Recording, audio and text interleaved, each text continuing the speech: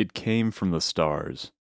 It came on May 15th, 2014, and fell down from the sky as the only bright thing on a rainy day. It landed 2 miles from my house and landed just close enough that I didn't turn back enough and think it was no use, and just far enough that nobody would come all this way with me so I could prove it to him. It ripped a hole in the clouds and tore apart the atmosphere and rewrote the rules of the game we call life with its own sick, twisted handwriting. It told us it could be trusted and only revealed its true self to the ones who nobody believes, who never cried wolf, but were just not good enough. Until it could recreate the terror in our physical selves and wipe every thinking thing off the face of the earth. Everything but me. And now I live in fear, hiding every time I hear the roar of a plane or the engine of a car, because I can't trust the signs that used to designate humanity, and animals, and warmth, and trust, and welcome, and safety, because none of those exist anymore, because all there is me, and this shell of a world I live in, and it wiped everything so cleanly that sometimes I forget.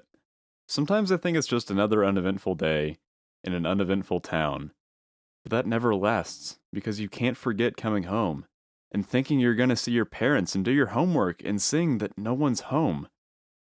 Nobody's home. Anywhere. Because they're all gone. And now you're all alone. And all there is in life is dying, and not wanting to die until you finally do want to die. I see these streets and I hear voices. Not the voice that's always in my head saying, "Don't mess up, don't mess up. Your life's on the line, worthless and inevitably ending as it is." Or the other voice, the one that came through on the night it came from the stars. The voice that came in on May 15th, 2014. The voice that I think it is, but I don't know because it feels like it's me, but the voice of a world. The voice of a people.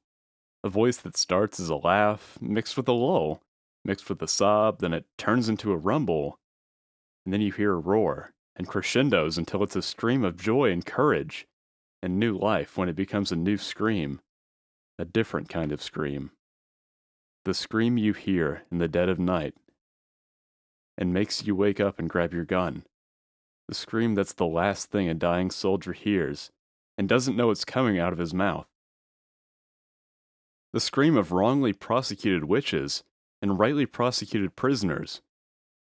And it makes me want to cry, but I don't, because crying is just a signal. It doesn't change anything.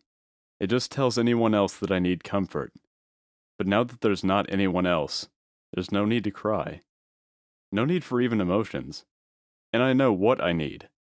I know the only way I'm gonna survive is if I jettison my emotions, but I don't want to do that, because I don't want to become a marching soldier, an assembly line robot, who only does what it needs to survive, who doesn't feel, who doesn't think, just marches on making the cars and fighting for the wars, for the game maker it doesn't even know. I don't want to do that, because I don't want to be an it, because I know I'm not an it. I am the boy who cried wolf. I am the harbinger of the end of the world. I am the man who used to be a kid before a thing crashed 2 miles from my house. I am the man who ran 2 miles and didn't turn back. I am the man who threw that doomed everyone he'd known and countless more to a fate he can only imagine. I am the last living thing on the face of the earth. So I'm writing this, hoping it's not true.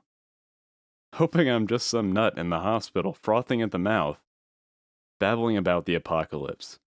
Hoping that someone, anyone is alive to read this, and knows what it's like to be in a world devoid. Because I can't do this alone. So entertain my dream, my hopeless fantasy that there's someone else out there that breathes, someone that still knows what it's like to smile, and taste, and scream, and make small talk, and love someone else, and hate someone else, and yell, and cry, and feel, just feel!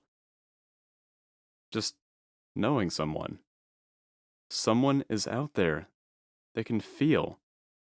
And that's enough for me. Please. You're all I have.